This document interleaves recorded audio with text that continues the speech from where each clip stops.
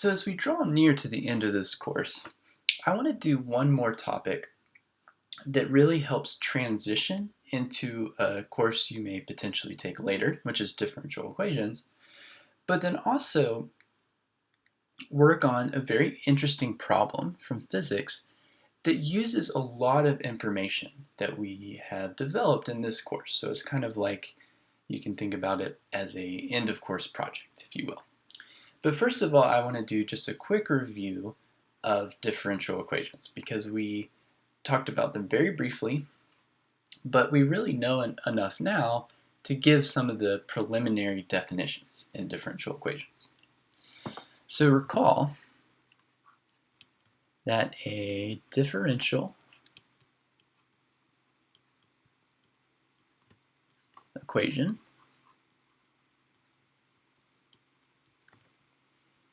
is an equation, of course, that relates a function and its derivatives.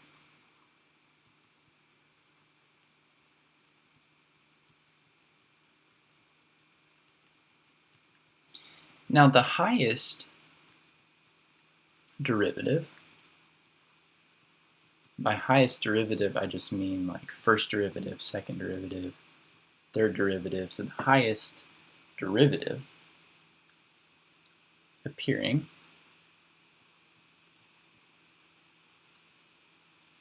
is called the order of the equation.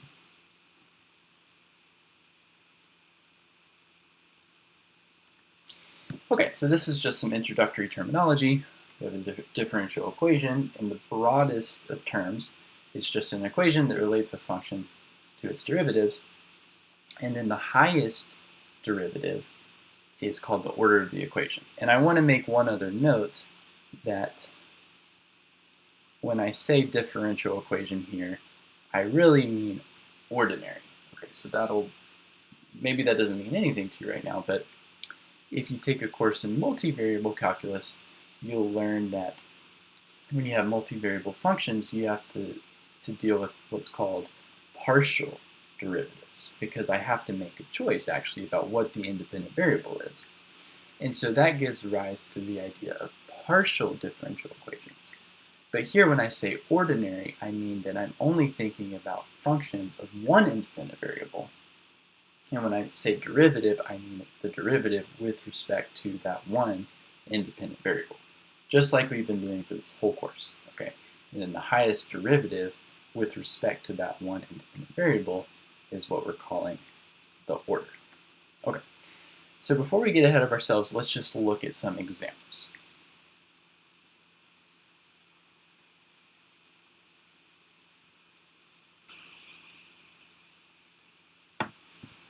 Okay, so here's 4 differential equations. So notice the first one is a first order because it only involves the first derivative of the function. Okay?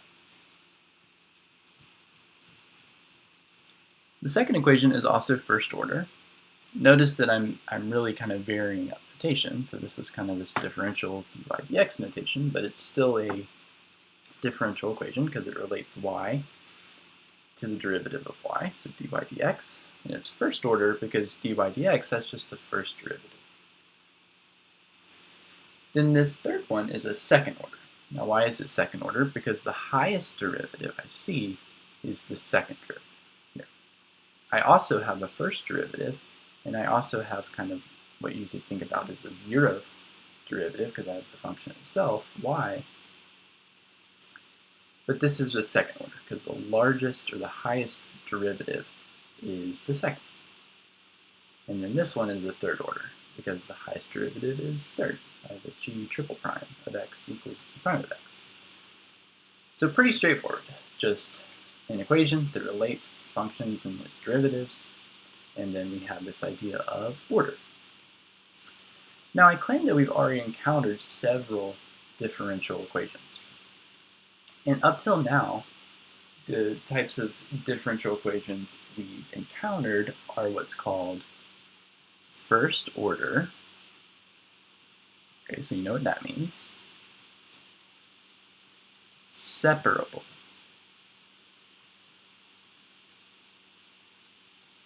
equations.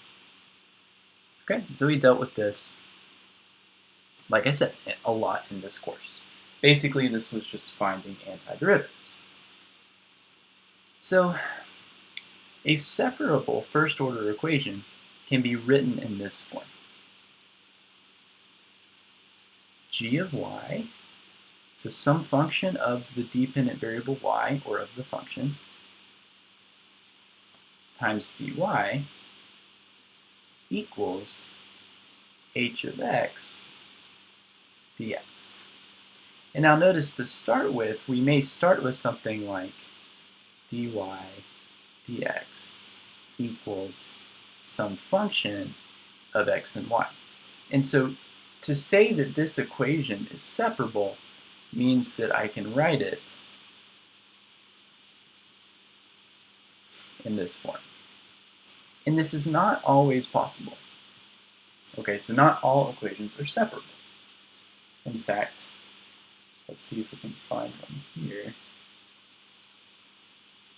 So, so first order, this one will be separable. So I can give you an example. So for instance, if I have dy dx equals, say,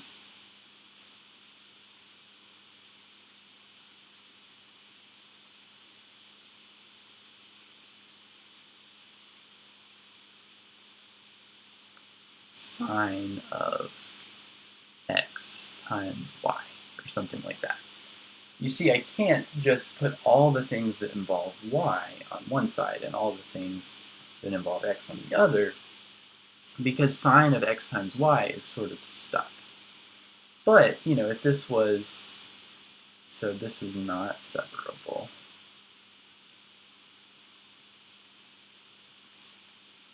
Here's an example of a function that is separable if dy dx equaled x times y. So this would be separable, since I could just multiply by dx and divide by y and get 1 over y dy equals x times dx. Okay, so I can write it as a function of y times dy and a function of x dx. And the reason I like separable equations is because I really can just solve them by finding antiderivatives. So I can just integrate both sides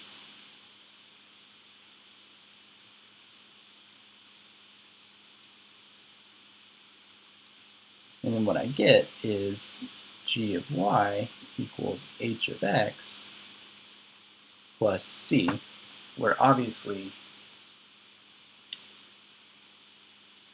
g of y is just an antiderivative of g, and then h of x is an antiderivative of h, okay? And then we just have our integration constant plus c, right? Because these antiderivatives both will differ by some constant, and I don't know what that is. So that's kind of the general solution of a separable first-order differential equation, okay? And we basically saw this idea in taking antiderivatives. Okay, so this is kind of the connection between what we did in Calc 1 and sort of introductory differential equations.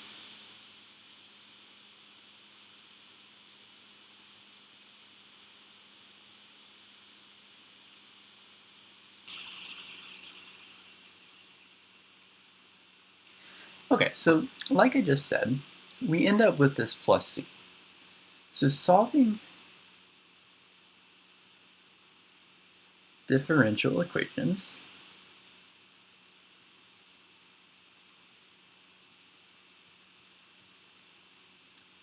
lead to constants that are arbitrary. And so there's kind of a general rule that whatever the order of the equation is, that's how many constants you're going to end up having. Okay, so for a first order equation, you're going to get that constant of integration if it's separable, that plus c. Okay. So, we're really interested in finding unique solutions to differential equations. But the problem is we get these integration constants that are arbitrary, so we actually get classes of solutions. Okay, so we get a bunch of solutions that differ just by these, you can think about them as constants of integration. So to find unique solutions,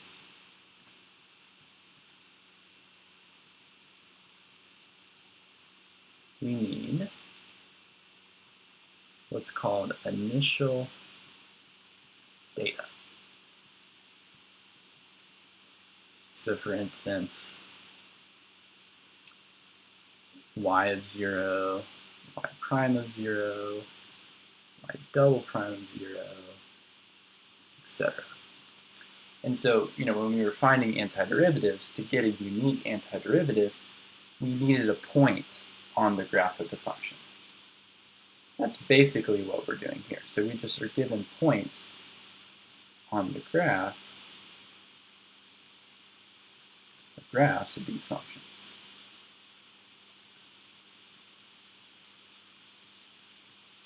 And now physically, there's another way to think about, y0, y prime of 0, y double prime of 0. So you can also think about these as initial positions of particles. So of course, where I end up later depends on where I start, depends on initial velocities,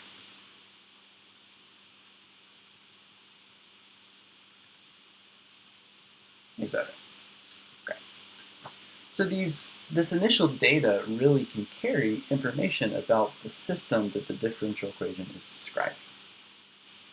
But the connection back to what we did in calculus is that when we found antiderivatives, we got constants of integration, and we needed some of these points to be able to figure out what those constants were. Okay, so that's more or less the idea. Okay, I know that's kind of, that's probably a lot of information summarized very quickly. But the last thing I want to say is that this sort of problem of finding a unique solution to a differential equation using initial data is called an initial value problem. So IVP.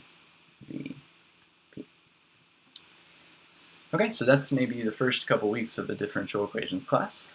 Just slammed into a few slides. But that's really all that we need to introduce to be able to get into some really interesting examples. So let's actually do an example of a problem that requires solving an initial value problem, actually multiple initial value problems, to really get information about what's going on.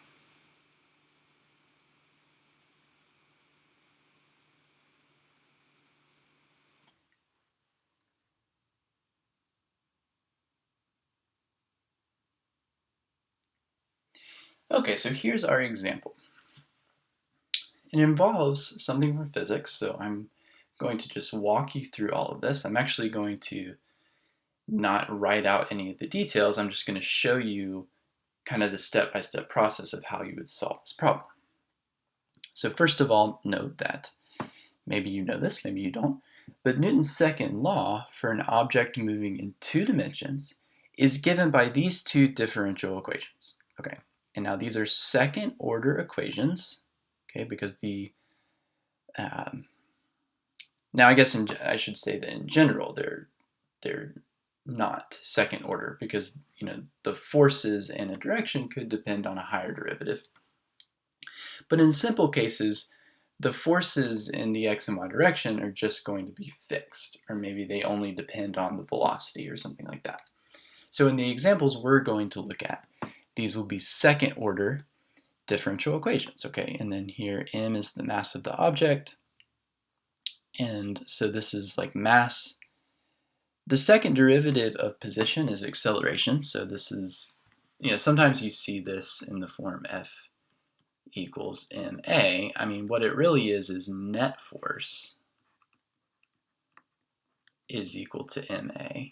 And here, the acceleration is just the second derivative. Okay, so typically it's a second order differential equation.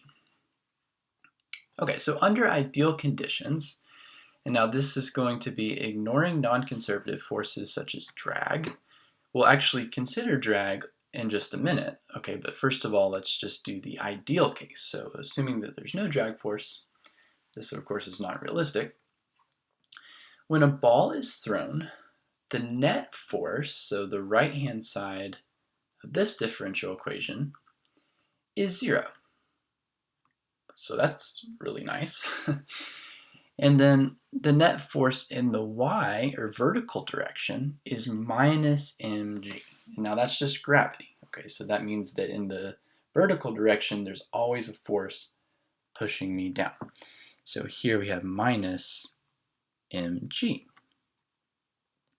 And so these differential equations become very easy to solve, but we do need to consider the initial data. Okay, so the initial position and the initial velocity. So notice that the ball is going to be thrown with an initial speed v, a trajectory angle theta, we'll just say with respect to the horizontal, and from a height h off the ground. So let me just draw a quick picture of what's going on. Here is, so maybe I'm a person and the ball is initially here in my hand, so this is h, and then I'm going to throw it, and now I throw it at an angle theta, so that's my trajectory angle. Okay, and it's going to land over here somewhere. So my trajectory angle is theta, and then I have some initial velocity v, so I throw it at some speed. That's pretty straightforward what's going on here. Very simple physical application, but what we're going to see is that calculus actually really allows us to dig into a lot of different questions about what could be going on here. So the point is we get an initial value problem. We actually get two initial value problems. We get y double prime is equal to minus g. So that's just comes from canceling these factors of m. And then x double prime of t is 0. That just comes from the fact that I can divide by 0. So the second derivative is 0. In the x direction, the second derivative is minus g in the y direction. And then here are our initial conditions. So I'm saying that the ball starts at the point 0, h. So my initial position in the x is 0. My initial velocity in the x is, well, this is just some trigonometry, right? So I just bring my right triangle down. The x component of the initial velocity is just v cosine theta. It's the adjacent side. Y of 0, like we said, is h, and the initial velocity in the y is the opposite side of this right triangle, so v sine theta. And then we just solve those differential equations. Okay, so we just find an antiderivative. It's really easy to do because this is just a constant and that's 0. And we get the equations of motion. So in the x, as you know, so t equals 0 over here, but then at any time later, my x position is just v cosine theta t, and then my position in the y is just negative 16t squared plus v sine theta t plus h. Okay, so nothing magical there. It's just solving two relatively simple second order differential equations with initial conditions, and that's what we get. And now you may recognize these if you've taken physics. These are the kinematic equations of motion, but they're coming from solving Newton's second law, which is a differential equation. Okay, so hopefully that makes sense. Now let's just kind of explore what we can do with this information that we got from solving these initial value problems.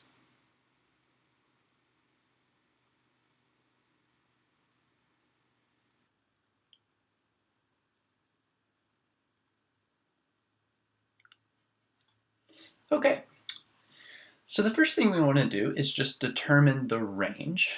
And now the range, if I go back to my picture,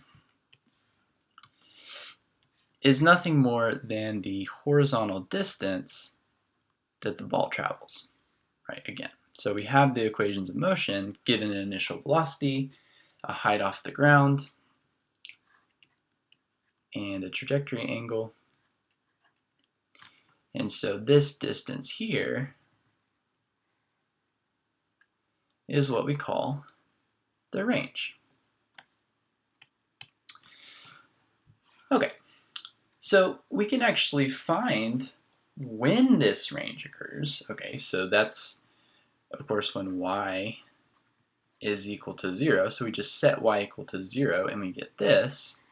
Of course, we also need that t is bigger than 0 because, of course, we're also going to get a negative solution that doesn't really make sense. It's just kind of an auxiliary or an extraneous solution. It doesn't make sense for the problem. Okay, so we want the positive solution, and that's what it is, as a function of theta and h. And then if we just plug in, so let's call this actually like t star, and then if we just plug in x of t star, well, that gives us a function of theta, right? So this just depends on theta. I mean, it depends on v as well, but I can think about that just being a function of the trajectory angle, okay? So the range, like I said, is the x coordinate when t is equal to t star, so in other words, when it hits the ground, and this is what we have.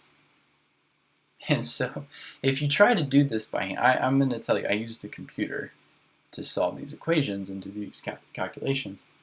If you try to do this by hand, you're really going to see that the hardest part of any of this, we're already done with the calculus, essentially. Right? We'll do a little bit more calculus, but the hardest part of all of this is algebra. Okay, so we get this really cool formula, and so, you know, if you just make some observations right off the bat, well, you know, if you plug in theta is equal to pi over 2, okay, then notice that cosine of pi over 2 is going to be 0. And all of this is not even going to matter, right? But what is that saying? Well, it's saying that if I throw the ball straight up, it's going to go up, and it's going to come right back down, so the range will be 0. And that's exactly what we expect. Okay, so this equation is really cool. I mean, it's really complicated, it looks crazy, but there's so much packed into this equation. It's extremely powerful, okay, is what I'm trying to say. Okay, so let's think about some of the questions that we can ask given this range equation as a function of theta.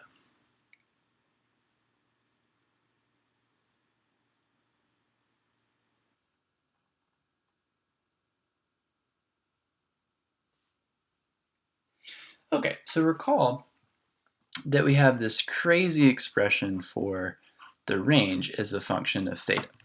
And now we've already seen that if theta is pi over 2, if I throw the ball straight up, the range will be 0. Also, if theta is minus pi over 2, the range will be 0.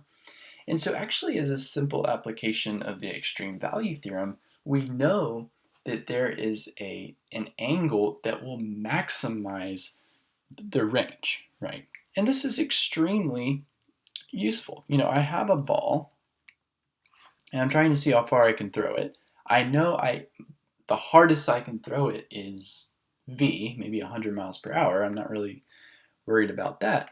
But the question is, what angle do I want to throw it at? And now remember, the tricky thing is my height depends on how tall I am, right? And so I think a lot of people would guess that the angle is pi over 4, the optimal trajectory angle.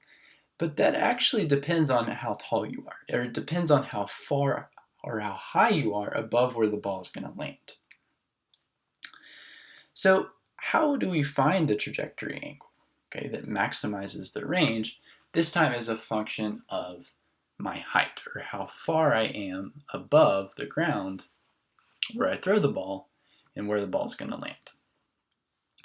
So I do this by just, well, finding a critical point. So I take the derivative, set it equal to 0, and then maybe do a little bit of work. And, please don't take any of this, too seriously.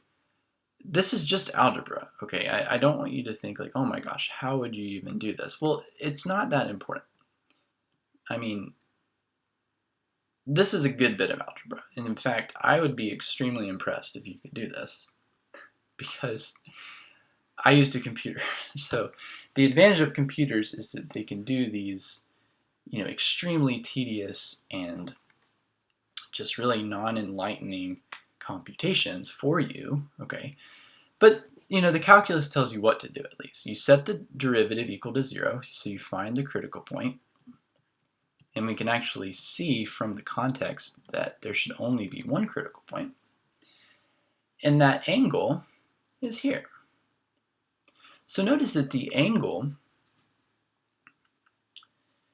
depends, of course, on the velocity and the height. We're assuming the velocity is fixed. And we now have the optimal trajectory angle as a function of h. Now notice that if h is 0,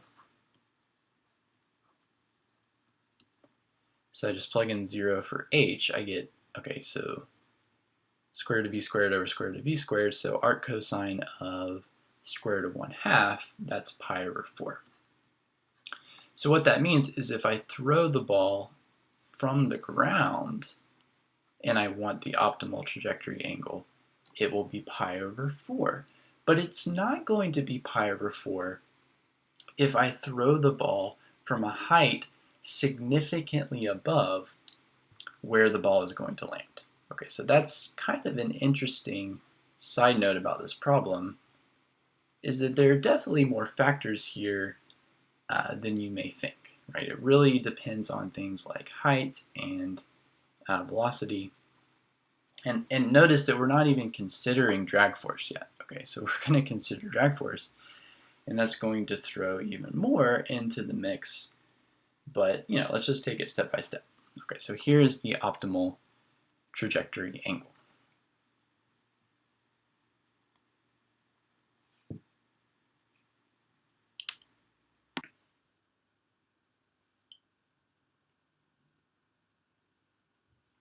Okay, so as I just said, and you can confirm, the theta of 0 is pi over 4. And what that's saying is that if I throw the ball from the ground and it's going to land at the same height, then the optimal trajectory angle is pi over 4. But if I throw the ball from way up here, of course you would expect that I can throw the ball further. What is the optimal trajectory angle as h increases? Okay, so in other words, if I am taller, do I want to throw the ball at an angle higher than pi over 4, equal to pi over 4, or lower than pi over 4? Well, we can again answer this question using calculus because we have a function that represents the optimal trajectory angle as a function of the height. So if I just take the derivative, I see that as a function of h, the derivative of the optimal trajectory angle is negative. So what does that mean? Think about the derivative as a rate of change. So that means if h increases, okay, right here. So as h increases, the optimal trajectory decreases. So the taller I am, the more horizontal I want to throw the ball to get a maximum range. And we can even take a limit as h goes to infinity, or just think about as h being very, very tall. Or in other words, if I'm on the top of a cliff and I'm throwing a ball and trying to maximize the range, I basically want to throw the angle horizontally. So that the trajectory angle, optimal trajectory angle, is going to 0 as h goes to infinity. Okay, so that should also make sense. You know, if you think about if you're on the top of a cliff, throwing the ball higher, you're already so far above the ground, you sort of want to put most of the velocity into the horizontal because it's going to stay off the ground a significant amount of time. Okay, so these are just really good conceptual questions to ask yourself, and to, you know, I'm actually verifying them using calculus, but, you know, see if these types of things make sense. Okay, and this is exactly what you do as a scientist, right? You ask questions, you try to maybe get some intuition, you try to see what you can get just from the equations, from the calculus, see how things are changing, and then, you know, see if things make sense. Okay, see if maybe something surprises you. So yeah, it's a really cool process. Well, let's keep moving on.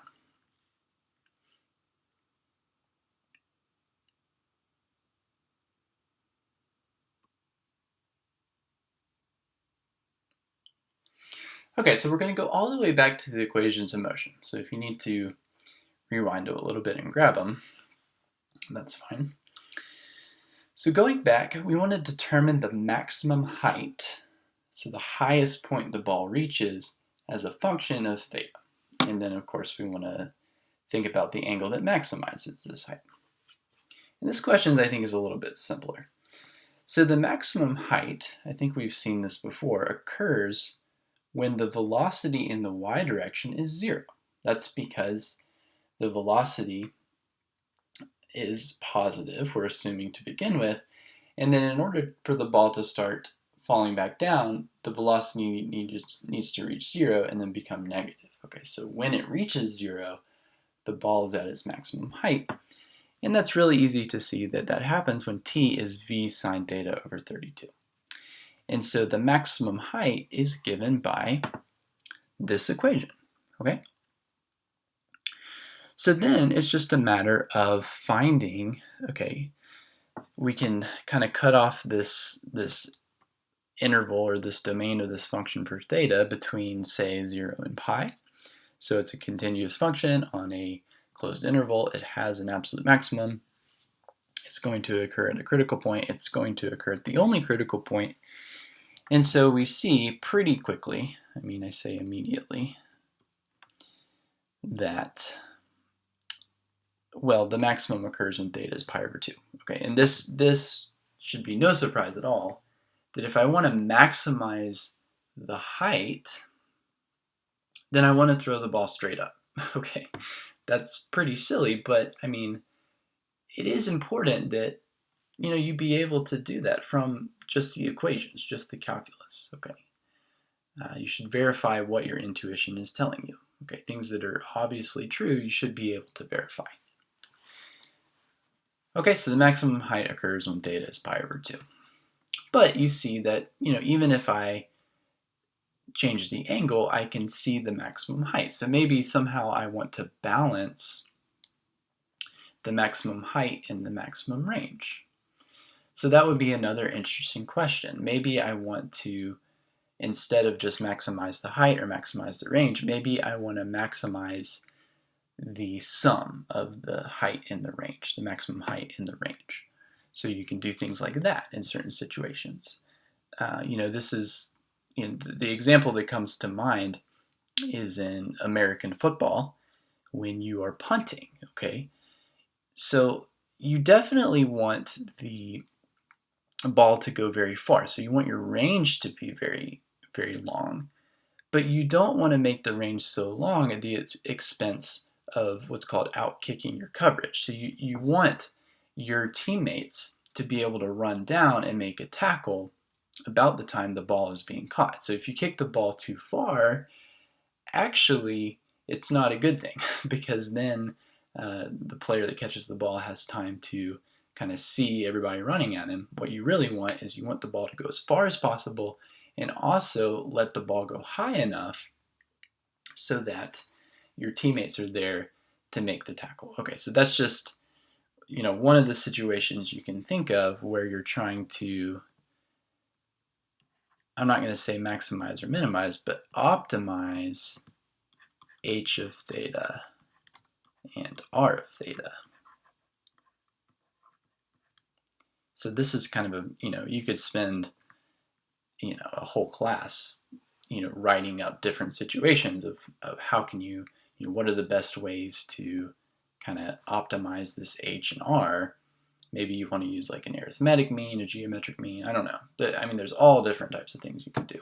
Okay, so, but I'm going to move on because, again, I just want this to be kind of an introductory project so you can see how powerful calculus is in a very simple situation. There are a lot of questions that calculus can answer.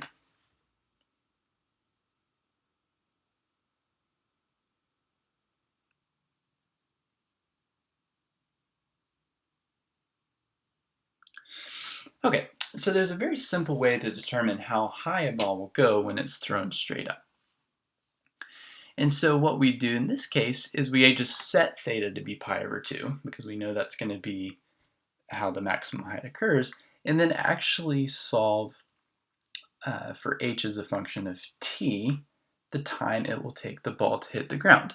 And the reason I want to solve for t is because in practical purposes, the easiest thing to find in an experiment involving projectile motion is the time. I can always time how long it takes for something to hit the ground after I threw it.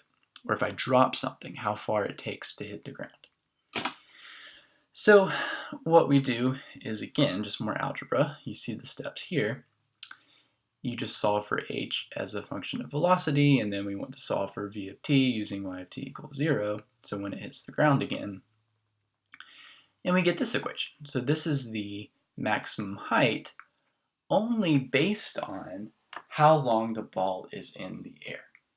Okay, this I think is one of the most powerful equations to know. And particularly the case when you're dropping a ball from rest. Okay, so what this actually allows you to what this can tell you. So suppose that you are on the top of a cliff or something, and you want to know how high the cliff is. All you do is you just drop the object, maybe a small pebble, and you time it. Okay, and if you get the time it takes to hit the ground, you can actually compute very accurately how tall the cliff is. Okay, this was one of the first things that really got me interested in calculus. I had a teacher that we went on a field trip, and we were on top of a bridge, and he showed us how to use this equation to calculate how high we were above the water on this bridge. And it's just really fascinating that you can do this. So again, this is a cool equation, and I put a little example here. So if you're 6 feet tall and you throw a ball straight up and it takes 2 seconds to hit the ground, then the ball reaches a maximum height of about 19.14 feet. Okay, and the point is that you can measure time pretty accurately. Okay, you can, within, a few tenths of a second, may only alter you by a few feet. If you're just looking for an estimate, this is extremely useful. So again, we just did the simple thing of solving an initial value problem, actually 2 initial value problems. But then just with some manipulation, using some calculus, etc., there's just so much we can talk about. I mean, we can just keep going on and on and on. But I do want to get to a very simple model where we account for drag force and just show how that actually affects the differential equation that we need to solve before we do all this analysis.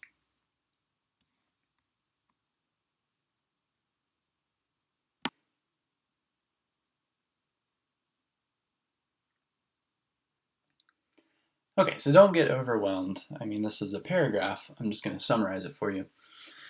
So we want a slightly more realistic model. So what we can assume is that instead of the net force in the horizontal direction being 0, we can assume that it's proportional to the negative square of the velocity. So why am I assuming that? Okay, why is that justified? So think about when you're underwater and you move your hand through the water. If I move my hand very slowly, I don't feel a lot of what's called the retarding force, or the force that's pushing against me as I move my hand in the water.